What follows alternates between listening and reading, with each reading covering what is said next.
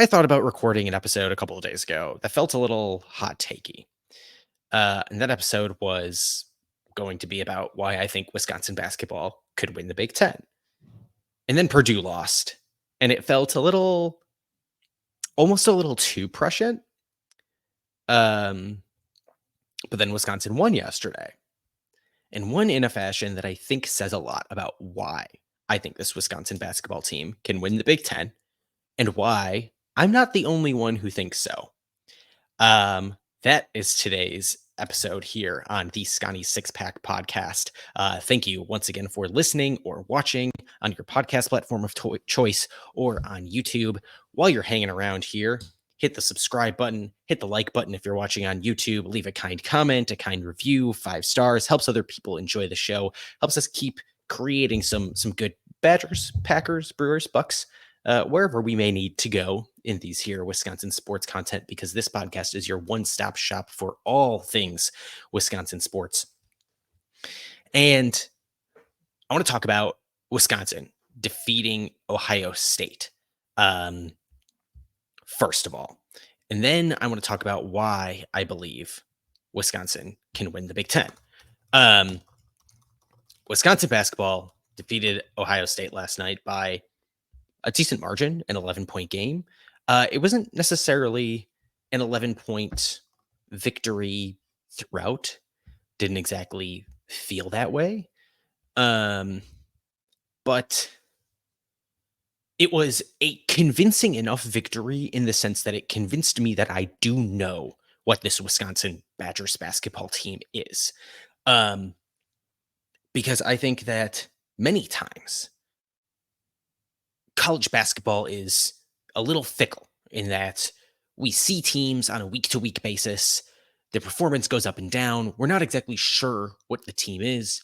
And maybe the team really does change. The team is something entirely different, like the Wisconsin basketball team we saw last November, December, a little bit of even January of 2022, 2023. And then we saw something completely different as that team kind of unraveled down the stretch through Big Ten play, became something else entirely in March in the NIT, and then showed us its colors once again as the Wisconsin basketball team that we all thought that it was in the NIT semifinals. But this performance against Ohio State convinced me that I know what this Wisconsin Badgers basketball team is. This is a team that has some defensive struggles, but this is a team whose offense absolutely makes up for those defensive struggles. And the hope, in my opinion, is that with the pure talent that is on this team in experience, athleticism, knowledge, you're going to be able to create enough offense night in, night out. But with the coaching acumen of one Greg Gard, this team will be good enough defensively when it needs to be to get through the Big Ten and to make some real damage. And I think last night's performance was a really, really solid encapsulation of that, where the game started with Ohio State going on a 7 of 9 shooting run from the floor. Not great. You don't want to allow teams to shoot that hot against you. But at that point in the game, even though Ohio State was shooting 7 of 9, and you might think in past years, oh, Wisconsin, last year especially, oh, Wisconsin can't generate any offense. They're shooting 7 of 9 early. This could get bad in a hurry. At that point in time, although it's obviously a small sample size, so it's early in the game, but it was 8 minutes into the game, Wisconsin only trailed by 4 while allowing Ohio State to shoot 7 of 9. And Jamison Battle got off to a really, really hot start, the transfer from Minnesota into Ohio State. And then, over the course of the half, pretty quickly thereafter, the Badgers brought Ohio State back down to 500 shooting, and Wisconsin even ended up outshooting Ohio State, not just for the game overall, but by the end of the first half, Wisconsin was outshooting Ohio State from the floor. It was an impressive turnaround on defense. And Greg Gard even said, I don't know if he said this at halftime or he said after the game that he told the team this at halftime, that they took a look back at, we got to tighten up a little bit defensively. And that's been what he has said after most games this season. Um, I think he knows that's where this team is struggling the most. From the most being one of two ends of the court. Um, but even though this team was, struggling a little bit defensively through the half, this team generated offense to overcome that. AJ Storr, who is just a revelation for this Wisconsin basketball team. It truly, truly a different talent that we have seen on a great guard roster at maybe any time. Um, you can think back to the first roster he took over when Bo Ryan retired mid-season, and I don't like. You could say great players like Nigel Hayes was on that team, Bronson Koenig was on that team, but none of those guys come close to resembling exactly what AJ Storr is and does for this team. He had 17 points last night, 15 of them in the first half. He had 15 of Wisconsin's 35 first half points. And the Badgers rely on him. They rely on him. He has an above 28% usage rate. And according to KenPom, he is sixth in the Big Ten in offensive rating among all players with a 28% or greater usage rate on possessions. That's very, very impressive. He's a high usage player who gets the job done when the Badgers need it most. And high flying athleticism, the monster dunk at the end, which if Wisconsin was playing Michigan, maybe that handshake line ends a different way. But really, just impressive stuff from AJ Storr in making up for a hobbled Stephen Crowell. Stephen Crowell came into the game, was listed on the Big Ten official injury report as out for the game a couple hours ahead of tip.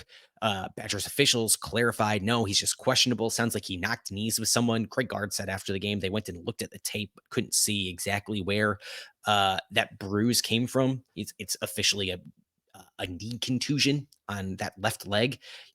Stephen Crowell was wearing a brace, but gave it a go. He looked a little hobbled here there, but really, really, solid performance nonetheless. He ended up finishing the game with 5 points and gave an opportunity. Him meaning a little bit gave an opportunity to Nolan Winter, who came in and had 5 points, or came in and had 7 points himself, 5 of them in the first half.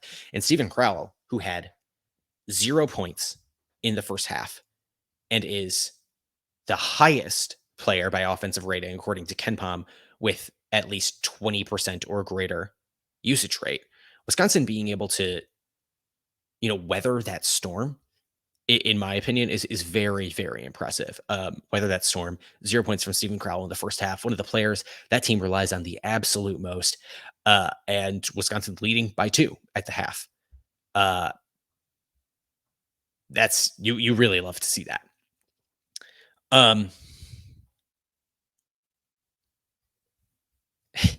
The second half comes along, and it's a back and forth game, but for a while. And if you follow me or the podcast on Twitter, the website formerly known as Twitter at Scotty Sixpack, or myself at Kendrick Stumbris, one of the things that I think this team has been missing, and I understand why this team is missing it, is that it's missing a little bit of Max Klesmit on the offensive end of the court. He is full time this team's number one defender, defending the opponent's number one guy. And so he's exhausting a lot of his energy on the defensive end of the court, which has sapped away a bit of his offensive contributions. Fortunately, AJ Storr does plenty to make up for those. But I said about midway, it feels like it was around midway through the second half, maybe a little bit earlier. For as great as the Badgers have been this season, especially on offense, Max Klesmit's scoring is definitely missing from this team. He was 1 of 5 from the field at that point in the game, and it was 0 of 2 from 3. He'd only scored 2 points. His effective field goal percentage on the season coming into last night was down nearly 10%. and effective field goal percentage is weighted more highly for made threes. And that field goal percentage is largely down because he had not been sinking shots that he was taking from deep. And then Max Klesmit goes in as soon as I fire that off. Draws fouls on back-to-back possessions, hits 4 consecutive free throws. Okay. Then he goes and nails 3 consecutive threes? Like the exact thing that I had been saying was missing from this team. Max Klesmit offense, specifically his 3-point offense. I don't know, man. I don't know. This DJ does take requests by Zelle, Cash App, or Venmo, I guess. If you want me to tweet some negative things about your favorite player, we'll make something happen, I suppose. Oh, goodness. Max Klesmit has 18 points on the night, 18 of them in the second half, goes 6 of 6 from the stripe, 2 of 4 from deep. An outstanding performance. And listen, this team isn't going to get 18 points night in, night out from Max Klesmit. But if you can get half that, even not even half that, if you can get 7 points a night from Max Klesmit, that this team is elevated. This team is absolutely going places. And that's really spectacular. I think another great thing about this team is you saw a little bit of Connor Essegian in this game too. He had 8 minutes on the night, 5 of them in the first half, where he shot two threes. He comes in, they draw up plays for Connor Essegian, and he hit a 3 on one of them. And if you can just get a little spark off the bench when you need him the most from Connor Essegian, that's great. I think I'd like to see him get 5 points a game. That 8 minutes feels about right. Maybe tick that up to 10, 11. I think would give this Wisconsin team a little bit of an edge, but you gotta be sinking shots. Gotta be basically automatic if you're gonna come in and make those. And 1 of 2 for the night is a good mark. Or sorry, he was 1 of 3 from the night. He did get a shot in the second half, grabbed a couple of rebounds. Good enough. I think one guy in the team that has maybe disappeared in the background just a little bit is John Blackwell. I don't think there's been enough data points here in the Big Ten play to really think about it too much, considering how solid his performance was in the non-league portion of the schedule. But maybe something to monitor. And then Chucky Hepburn, I thought had a little bit of an up and down night. I had mentioned on the website formerly known as Twitter during the game that I thought he had gotten blown by a couple of times because he was trying to be really aggressive and get a steal, which are good. That's a good with the bad with Chucky Hepburn, right? He's one of the most effective pickpockets in the history of this Wisconsin basketball program. So you take the good with the bad there. He is a solid defender, but he had 4 assists in the first half, but didn't record another one in the second half. That's a little bit odd for him, I would say. Finished with 7 points, which is good. It's not that 4 assists is bad, too, right? It's that you kind of expect that to be a little bit more sticky into the second half, but if that doesn't happen, hey, it doesn't happen. Just a little bit of an up and down game for Chucky Hepburn. Nothing to really worry about. I've been impressed with his performance, but coming up this week on the show, we're going to be previewing Packers Cowboys tomorrow.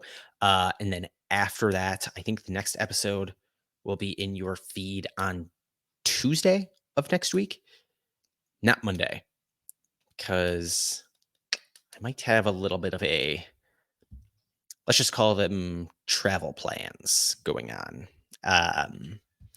I'll leave it at that. And those travel plans may or may not be made a little bit easier, in part thanks to our friends over at TickPick, where you should be buying all of your tickets if you are going to, a Wisconsin men's basketball game, Green Bay Packers playoff game. If you're watching on YouTube, you're seeing me dreadfully try to wink. Oh my goodness. But if you're going to a game, you should use TickPick because you'll never pay hidden fees. TickPick doesn't believe in hidden fees. And if you find a better price on a different ticket selling app, TickPick's going to refund you 110% of the difference in credit toward your next purchase. If they're a great price freeze feature, which I'd love to use.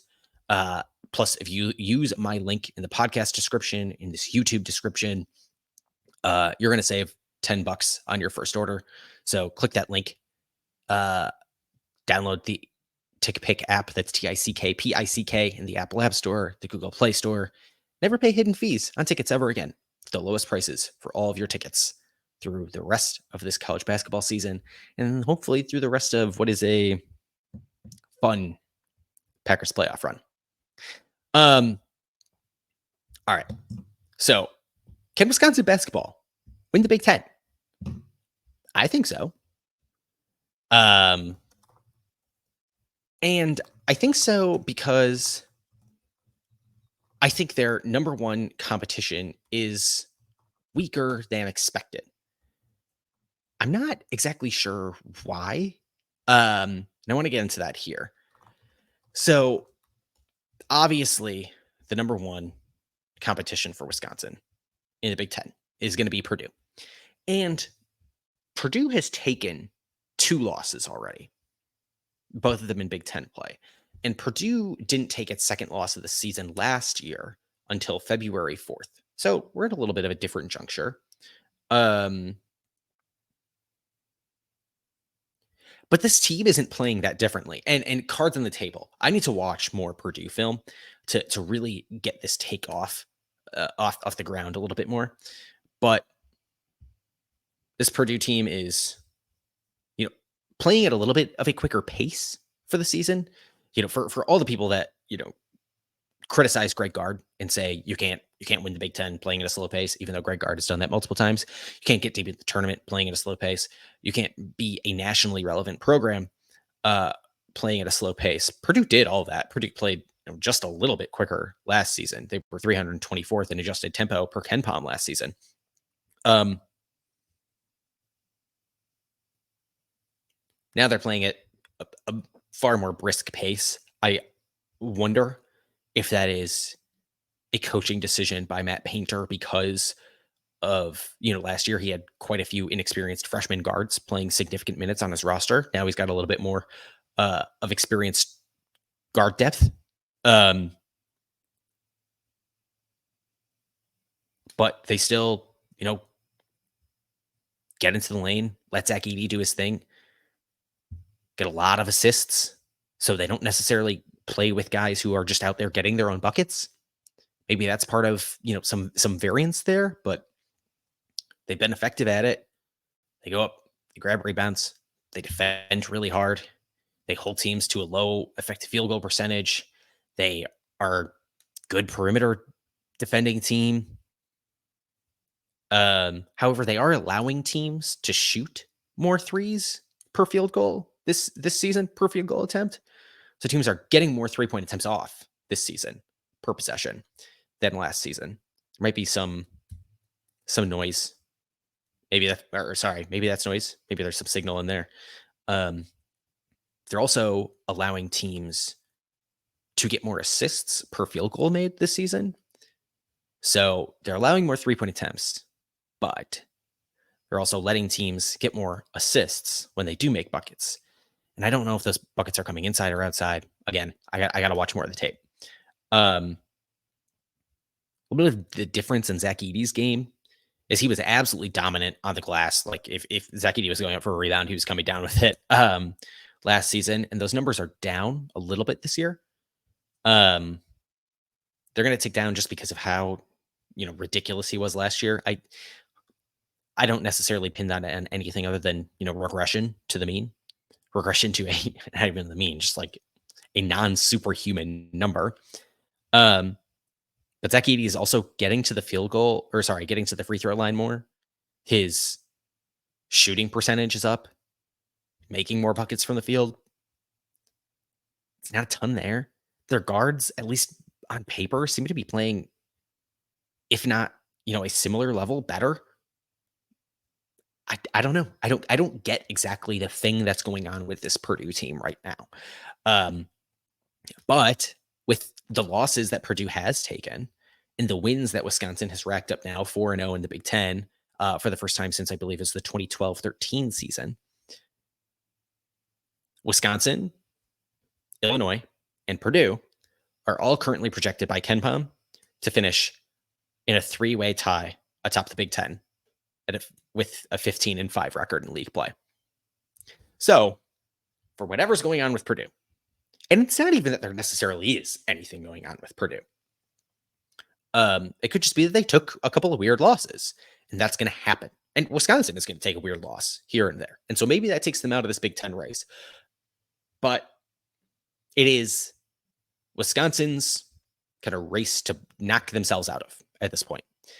And I think this three-way tie idea that is the current projection really does build into the idea that I spoke about on this show last week, where I said my expectations for this team has moved from hoping to finish as one of the top four teams in the Big Ten to expecting this team to finish as one of the top four teams in the Big Ten.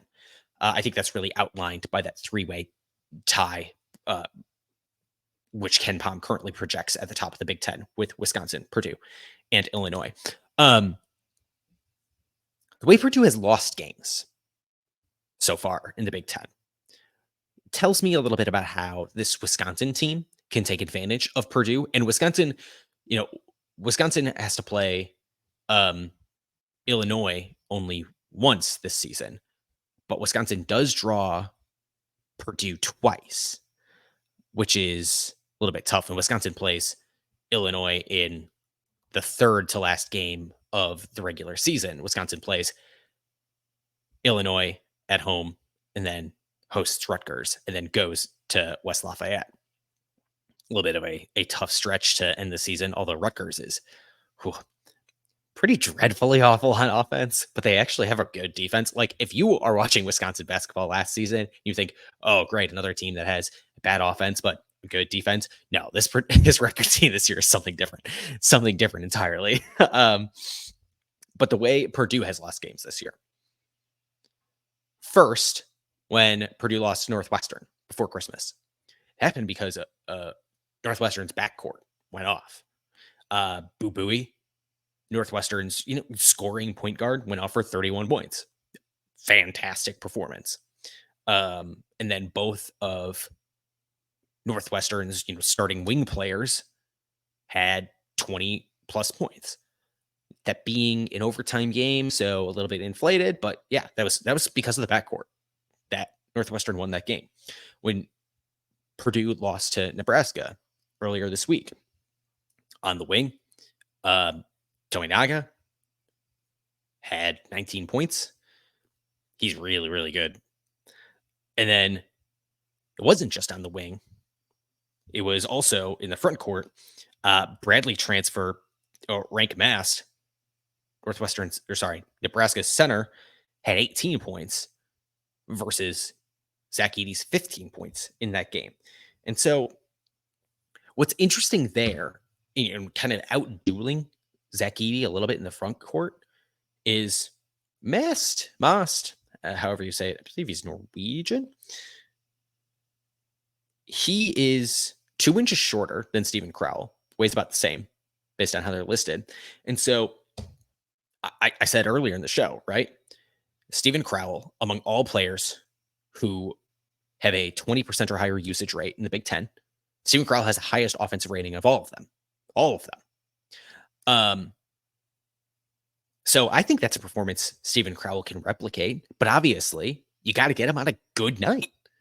And hopefully that kind of knee bruise doesn't linger. Wisconsin doesn't play Purdue until Purdue comes to the Kohl Center on February 4th. So Badgers have a little bit of time to get healthy, but it kind of tells me that I think all of these things tell me Purdue is still vulnerable to getting eaten up in the backcourt because they still are fairly young there. And these fairly young defenders on the wing will have to deal with somebody like and AJ Storr when they play Wisconsin. And then, another recipe is get a great, great, great night from your center. And Stephen Crowell can give you that.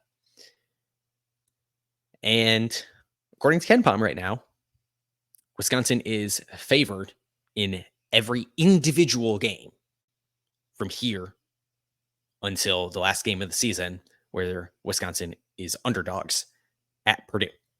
So this is a team that can win the Big Ten.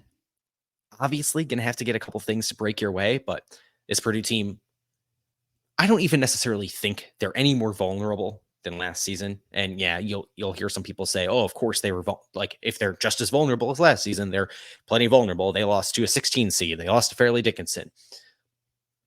It's basketball. Stuff happens."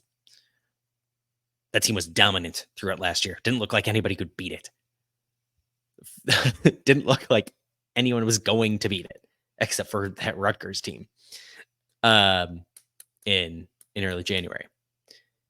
So this Wisconsin basketball season is going to be fun. Wisconsin plays Northwestern at home on Saturday. And then, of course, the Packers will play at 3:25 in Arlington, Texas. So stay tuned to the podcast as we preview the Packers-Cowboys playoff game tomorrow.